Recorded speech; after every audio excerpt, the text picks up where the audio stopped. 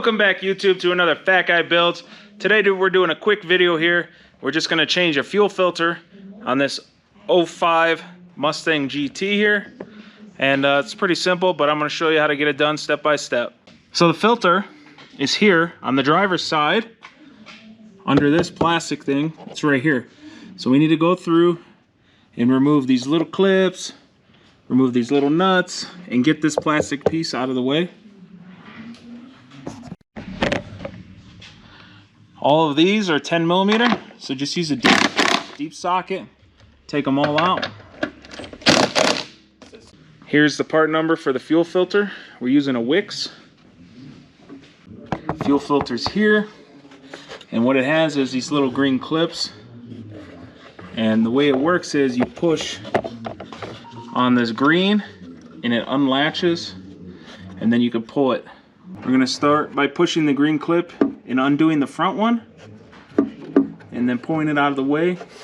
And then we'll do the back one, because the back one doesn't flex very much. It has the hard metal here. So we're gonna get the front one done, then we'll do the back one, and we'll pull the filter from the front as we're pulling this clip. Loosen this 10 millimeter bolt here, just to make the bracket. It feels like the filter came out easier with this loose. All right, so we're gonna grab this. There's an arrow. Says which way the gas goes.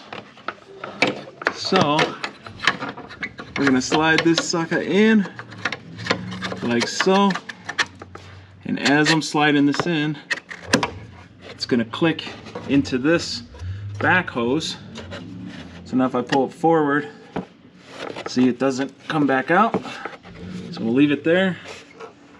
And now we'll slide this front one on and pull this and lock this one into place. All right, now go through, push this back into place, put these screws back in, and you're all done.